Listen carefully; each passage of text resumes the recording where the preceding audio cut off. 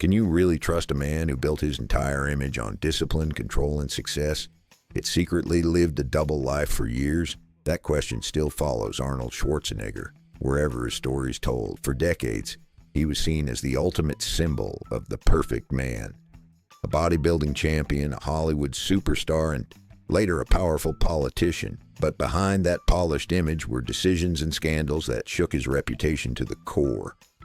One of the main things, of course, in order to create size and to create muscle growth, which will sometimes the body will hit a wall. And what that basically means is that the body is saying, look, I know all your tricks.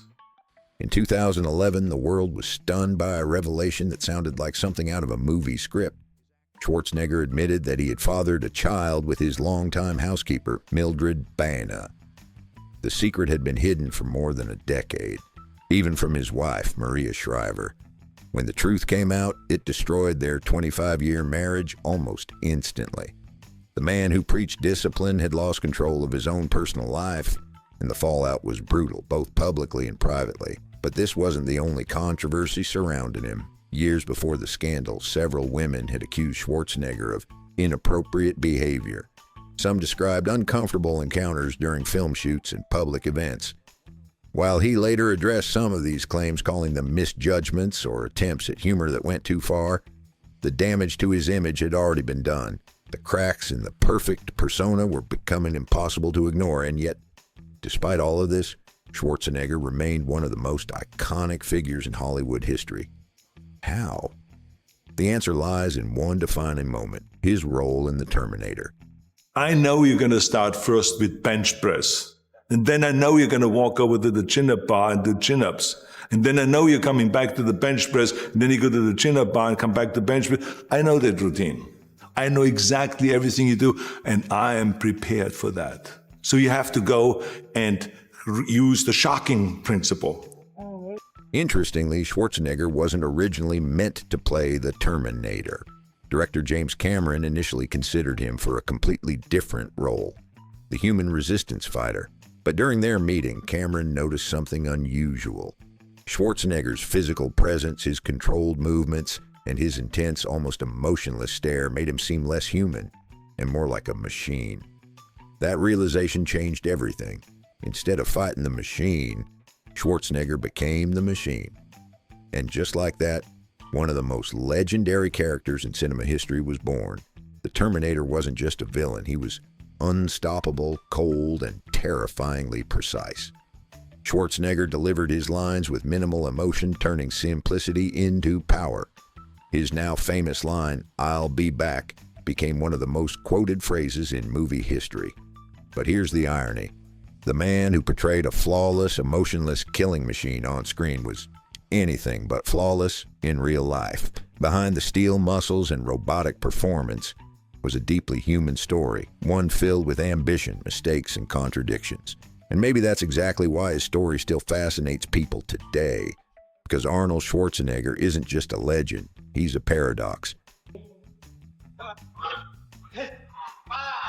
If the body and if this chest knows that I'm going to start with 135 and then I go to 225 and do 275, I'm going to go and start now with 315.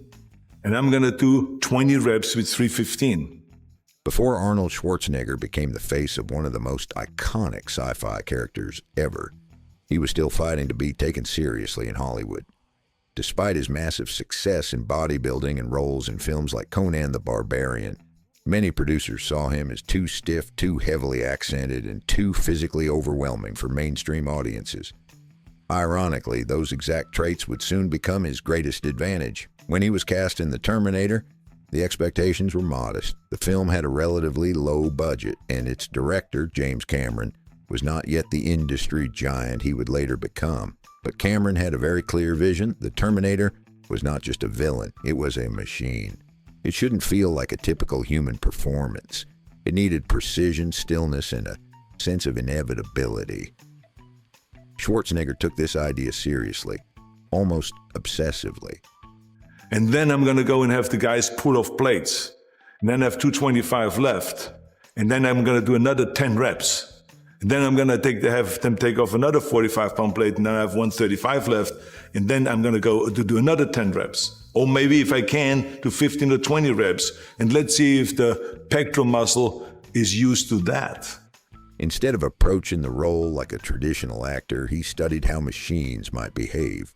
He practiced moving without unnecessary motion, trained himself not to blink during scenes, and worked on delivering lines with minimal emotion. At one point, he even suggested reducing his dialogue because he believed a machine wouldn't speak much.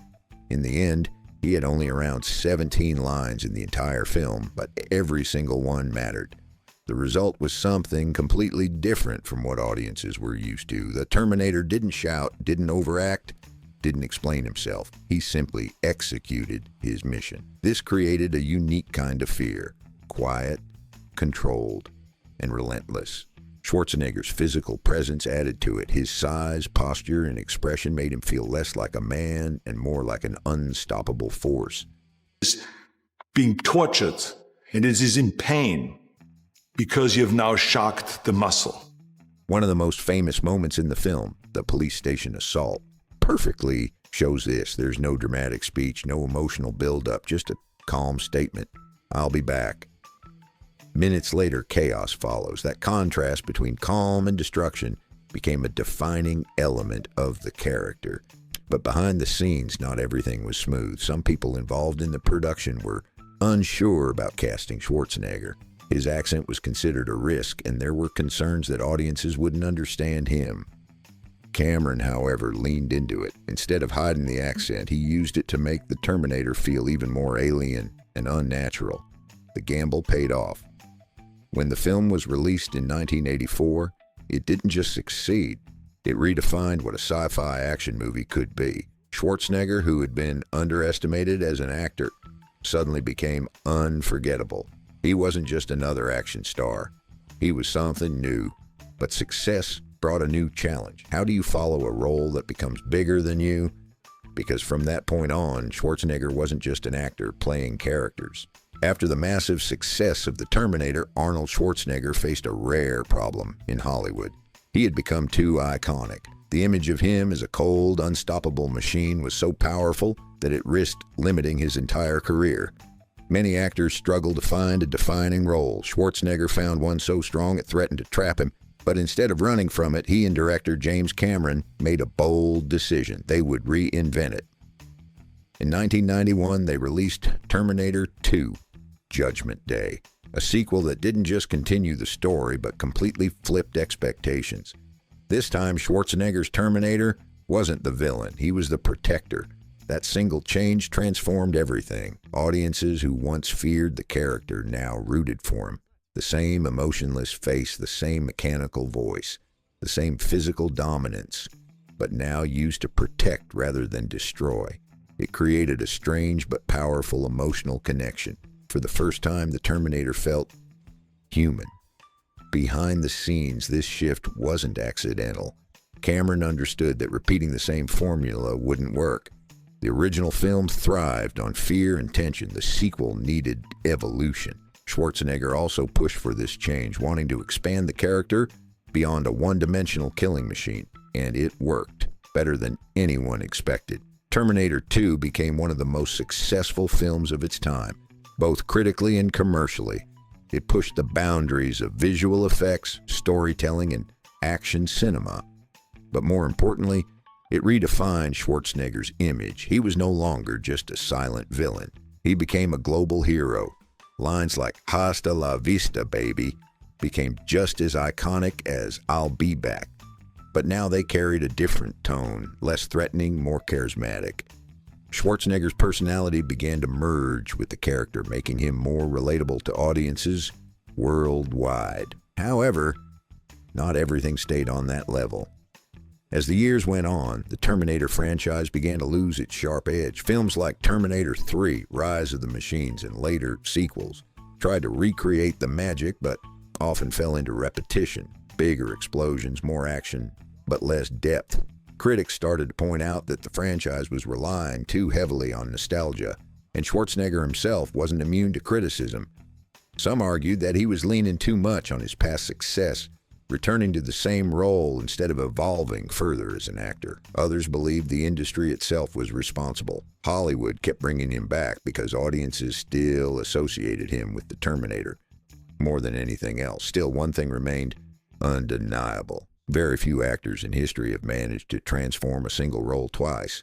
First into a terrifying villain, then into a beloved hero. Schwarzenegger didn't just play the Terminator, he reshaped it. By the time Arnold Schwarzenegger returned to the franchise decades later, the world had already changed, and so had he. No longer just a movie star, he had served as the governor of California, stepped away from Hollywood, and then attempted a comeback. But one question remained. Was the Terminator still relevant, or was it just nostalgia being recycled? Films like Terminator Genesis and Terminator Dark Fate tried to revive the magic. They brought back familiar faces, including Linda Hamilton, and leaned heavily on legacy, but the results were mixed. While some fans appreciated the return to the original tone, others felt the story had lost direction. The truth is simple. The Terminator was no longer new. And in Hollywood, being predictable is often worse than failing. At the same time, Schwarzenegger's personal life continued to cast a long shadow over his achievements. The 2011 scandal involving his secret child didn't just disappear with time. It became a permanent part of his story. Even when promoting films, interviews would inevitably return to that moment, reminding audiences that behind the larger-than-life image was a man capable of very real mistakes. To his credit, Schwarzenegger didn't try to completely avoid it. In multiple interviews, he admitted his failures openly, calling them one of the biggest regrets of his life. But honesty doesn't erase consequences. His marriage to Maria Shriver never recovered, and his public image shifted permanently, from untouchable icon to flawed legend.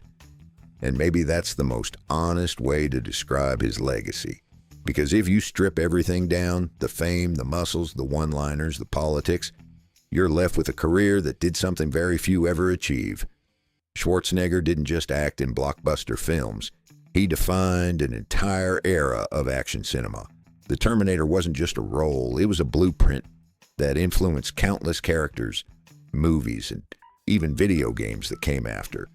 At the same time, his story is a reminder that success doesn't cancel out personal failure. You can dominate one area of life and completely lose control in another. That contradiction is what makes his story feel real, and not just like another Hollywood myth. So what's the final verdict? Arnold Schwarzenegger is not a perfect hero. He never was, but he's something arguably more interesting, a man who built himself into a global icon, made serious mistakes, and still remained relevant in a world that constantly replaces its stars. And just like his most famous line suggests, he always comes back.